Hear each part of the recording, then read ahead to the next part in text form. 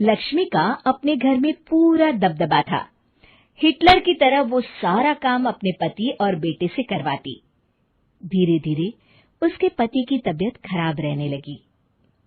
सुनो जी, अब आप बुजुर्ग हो गए हो, काम में भी अब हाथ आपके फुर्ती से नहीं चलते। अरे भाग्यवान, भगवान से डर। तुझसे मैंने शादी अपने इकलौते बेटे के अच्छे पालन पोषण के लिए की थी, लेकिन तूने तो उसका बेड़ा गर्क कर दिया। मैंने क्या किया? पढ़ाया लिखाया, अब नौकरी नहीं लग रही तो मैं कैसे जिम्मेदार हो गई? अब घर में बैठकर रोटी तोड़ रहा था तो मैंने कहा काम ही कर ले। एक तो भला करो और ऊपर से बातें सुनो।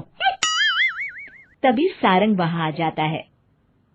बहुत भूख लगी है माँ, कुछ खाने को दे दो। अब तुम्हारे पापा का हाथ तो चल नहीं रहा है। मैं ही जा रही हूँ आज किचन में, बनाती हूँ कुछ। हे भगवान, कैसे होगा इतना काम मुझसे? लक्ष्मी किचन में काम कर रही होती है कि तभी अचानक उसे आइडिया आता है। अरे मैं भी ना, अरे यहाँ तो फ्री की नौकरानी ला सकती हूँ मैं, फिर मैं क्यों खाना बना रही हूँ? उस दिन लक्ष्मी सारंग की पसंद का खाना बनाती है और बैठकर उसे बड़े ही प्यार से खिलाती है। खा ले बेटा, खा ले, पेट भर के खा ले। अरे रुक, मैं तेरे लिए ना गर्मा गर्म रोटियां लाती हूँ। सारंग और उसके पिता एक दूसरे की ओर बड़े ही हैरानी से देखते हैं। बेटा सारंग, जरूर दाल में कुछ काला है, वरना ये औरत तो हमें बासी खाना भी सुकून से ना खाने दे। सुनील की बात लक्ष्मी सुन लेती है और जोर जोर से चिल्लाने लगती है। अरे हाँ, भलाई का तो जमाना ही नहीं रहा। एक तो आग में खुद को जलाकर तुम लोगों के लिए खाना बना रही हूँ और ऊपर से तुम्हें दाल काली लग रही है। अरे माँ, पिताजी का ये मतलब नहीं था, तुम बुरा मत मानो। अरे हाँ बेटा, तू कहता है तो मान लेती हूँ। लक्ष्मी सारंग के पास बड़े ही प्यार से बैठ जाती है और फिर कहती है, बेटा मैंने ना तेरी शादी करने की सोच ली है। अब तेरे पिताजी के हाथ भी नहीं चलते तो सोच रही हूँ तेरे लिए बीवी ले आऊं। अब पता नहीं ना मैं भी कब मर जाऊं। अब ऐसे भाग्य भी कहाँ है हमारे। क्या कहा? अरे हाँ, तुम तो चाहते ही हो कि मैं मर जाऊं, लेकिन मैं अपनी प्यारी बहू का चेहरा देखे बिना नहीं मरूंगी। हाँ माँ, शादी तो मैं कर लूं, लेकिन मैं नौकरी नहीं करता, फिर कोई क्यों देगा मुझे अपनी बेटी? अरे क्यों नहीं देगा बेटी?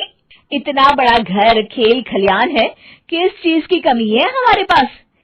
जो आएगी राज करेगी, राज। हम तो ना कर पाए राज, ये बोलो कि एक और नौकर तुम्हारे पास आ जाएगा। मैं कहती हूँ चुप हो जाओ। अरे खुद के घर का खाना बनाएगी तो क्या नौकरानी हो जाएगी? अब तुमसे तो किचन का काम होता नहीं, तो कोई तो करेगा ना। ठीक है माँ, तुम जैसा सही समझो बस। अब मेरी एक शर्त है, लड़की जो भी हो वो दिखने में कैसी भी हो या कहीं की भी हो, बस पढ़ी लिखी होनी चाहिए। अरे हाँ, ला देंगे पढ़ी लिखी बेटा, मैंने कौन सा काम करवाना है उससे। हाँ। और फिर एक दिन पास के गांव की ही रति से सारंग की शादी हो जाती है। रति दिखने में बहुत ही सुंदर थी, साथ ही साथ काफी पढ़ी लिखी थी। रति को लक्ष्मी के सौतेले होने की बात पता नहीं थी। शुरू में जब रति ने सारंग को घर का काम करते देखा तो हैरान रह गई। अरे ये तो अच्छी बात है कि आप घर का काम करते हैं, लेकिन मैं तो घर में ही हूं ना, आप क्यों कर रहे हैं जी? जाइए, आप नौकरी के लिए अप्लाई कीजिए ना। तभी लक्ष्मी वहां आ जाती है।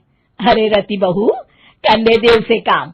और हाँ, मेरे घर के कुछ नियम है, कायदे हैं, यहाँ बीच में ना ही बोलो तो तुम्हारे लिए अच्छा होगा। रति को लक्ष्मी की बात कुछ अजीब सी लगती है। वो समझ नहीं पाती है कि वो ऐसा व्यवहार क्यों कर रही है, लेकिन उसे लक्ष्मी के सौतेले होने के बारे में कुछ पता नहीं चलता है। फिर एक दिन तो हद ही हो जाती है।